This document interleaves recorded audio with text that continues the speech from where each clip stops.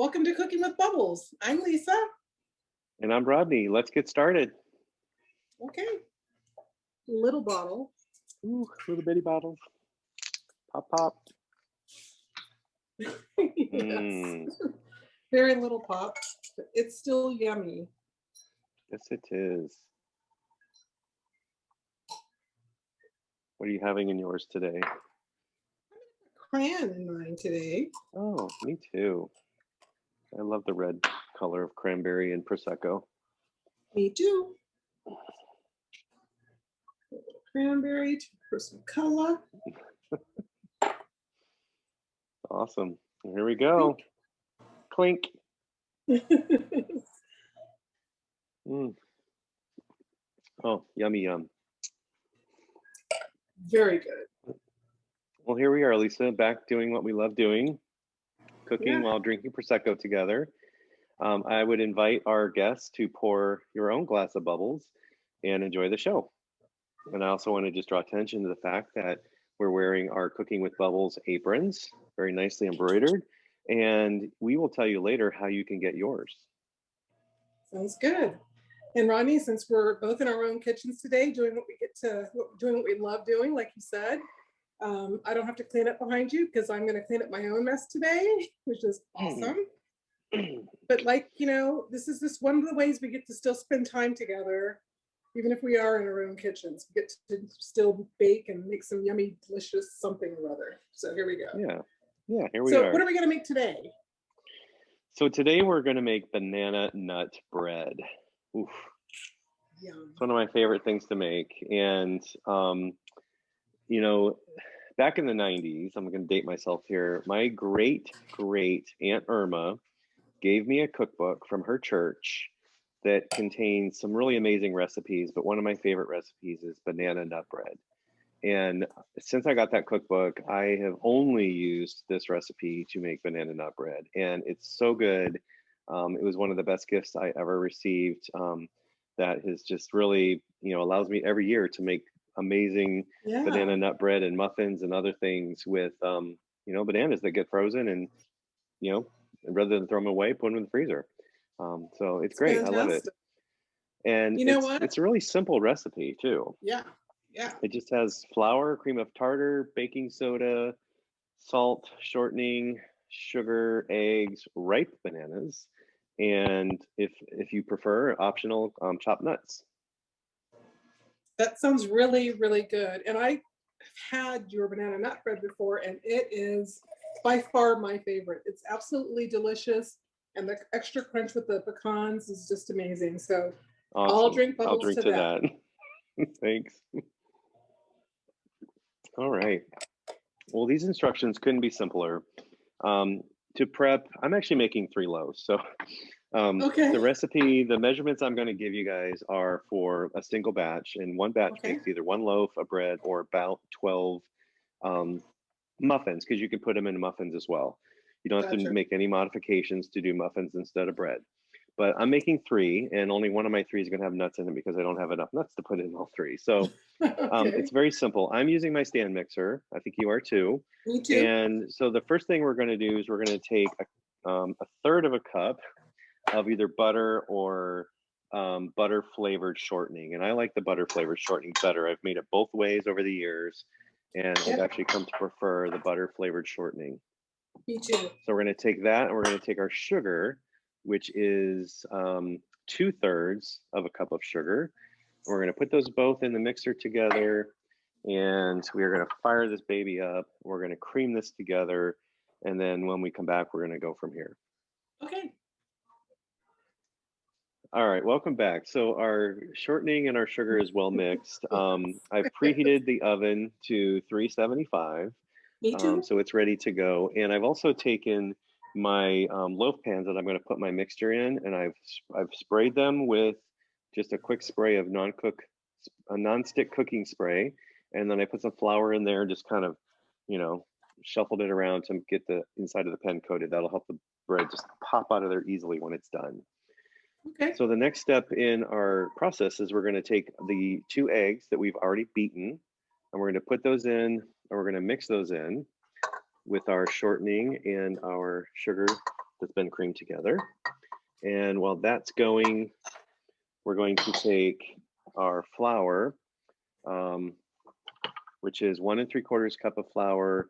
We're going to add 1 1/2 teaspoons of cream of tartar, 3/4 of a teaspoon of baking soda, and a 1/2 teaspoon of salt. We're going to put that all together because once the egg is mixed in, we're going to put the whole thing into the mixer. Okay. I'm going to blend all of my flour with my dry ingredients together so that they're nice and combined. Yeah. Maybe I can turn this around and kind of show what I'm doing as I work through this. There's my goop mixing together in my mixer. Yeah, very nice. And then there's my flour mixture. Move this out of the way.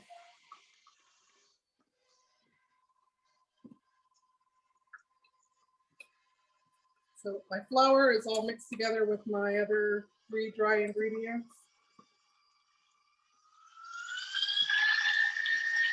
Are we going to be adding this in there right now? Go ahead and add it. In just a second.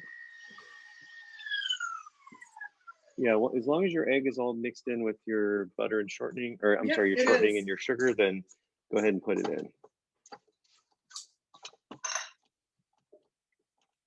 You know, for years, I didn't have a stand mixer, so I did this by hand. It's a lot more challenging. Yeah, I bet.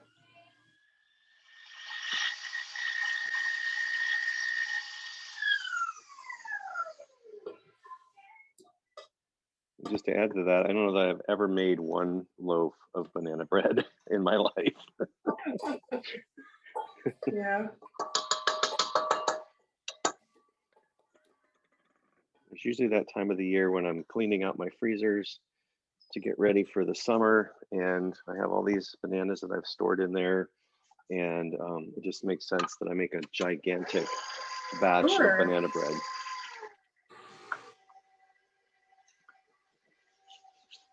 So while this was mixing, I can give you our just the tip for the day, and that's when it comes to freezing bananas. So I've mentioned several times that I've frozen these bananas, and personally, and maybe this is laziness, but I just take the brown banana and I just throw it in the freezer, skin and all. Oh my. And you know, they fall out of the freezer. They're a bit clunky, you know, they're messy. But you know, it works for me. But there's other ways you can freeze bananas. You can peel them first and take the banana and put it inside a baggie or an airtight container and keep them in there. You can also slice them up. You can slice them into little 1-inch chunks, and that way you can use them for other things like making a smoothie or something. Or you can just place them in a single layer, maybe put some parchment paper over them and place them in the freezer until they're frozen. And then you can maybe use like a vacuum sealer to seal them, and it keeps them nice and contained when they're frozen. The one thing I did notice with freezing them whole is that when they melt, because I have to let them melt in order to take the skins off or the peels off, they do express a lot of water, so they get really liquidy, and so I have to dump that liquid off before I can use them. Right. All right, so the next thing I'm going to do is I've taken my bananas, and the recipe calls for about a cup of mashed bananas, so it's about 3, give or take, ripe bananas, and we're just going to put that in here next, and that's going to be what makes it all come together as a nice mixture that can be poured into a loaf pan. It smells really good. It smells really, really good.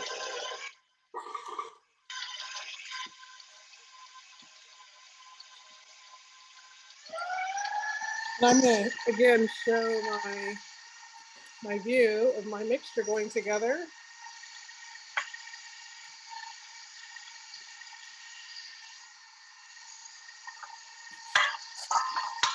And when do you put the nuts in? The nuts go in next?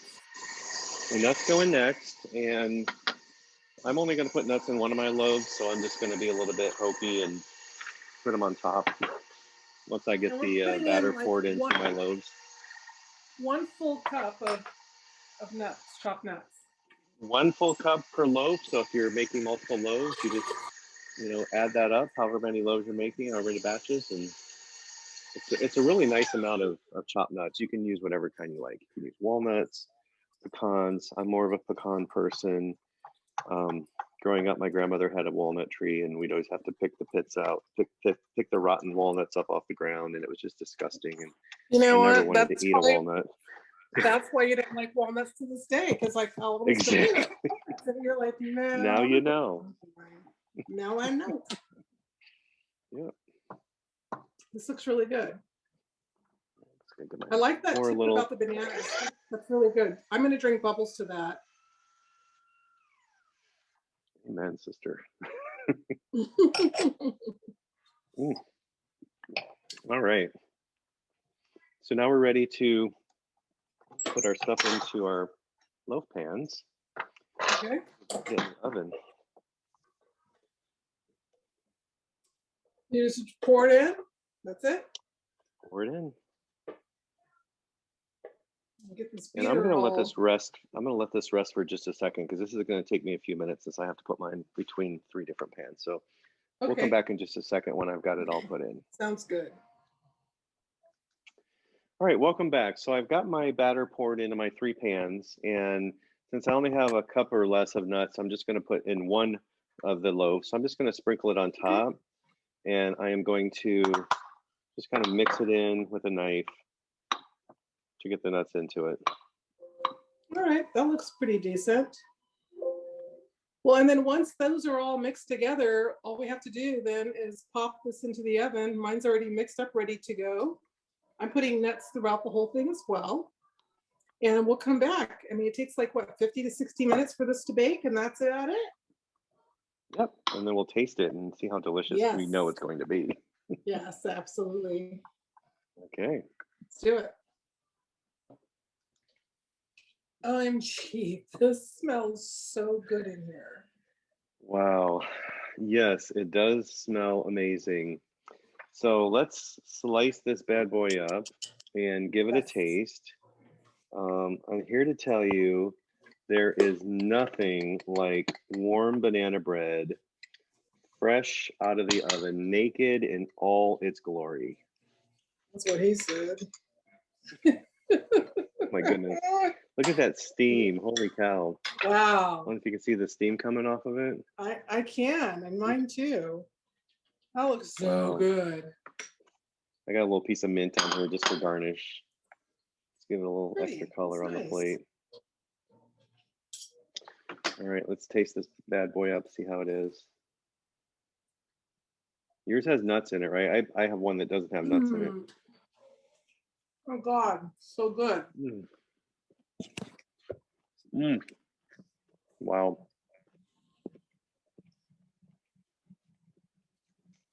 Absolutely. It is so delicious. Delicious. And what a great, easy recipe to make, right? It's very simple. So good. Slather this with some butter too. Oh, yep. As much as I like it naked, I like it with butter too. Awesome. So good. Well, we'd like to thank our virtual audience for joining today. And thank you all so much for watching Cooking with Bubbles. Please remember to subscribe to our YouTube channel. And remember to like us on Facebook at facebook.com/cookingwithbubbles. Facebook is where we post our recipes and all the pictures that you see us taking along the way as we're making these amazing recipes. Sounds good. You mentioned earlier that we tell you how to get your own Cooking with Bubbles apron too. All you have to do is send us an email. Let us know if you want a black, white, red, or blue one. We'll tell you how to get one. We'll tell you what the cost is and all that good stuff. And also, if you have made any of the recipes that we've featured here on Cooking with Bubbles, we'd love to see your photos of what you've taken, what you've made. You can also email those to us. Or if you have suggestions on things that we should make in future episodes, love to hear from you. Our email address is cookingwithbubbles@yahoo.com. Well, that takes care of it for today. I'm Lisa. And I'm Rodney. See you next time. Bye.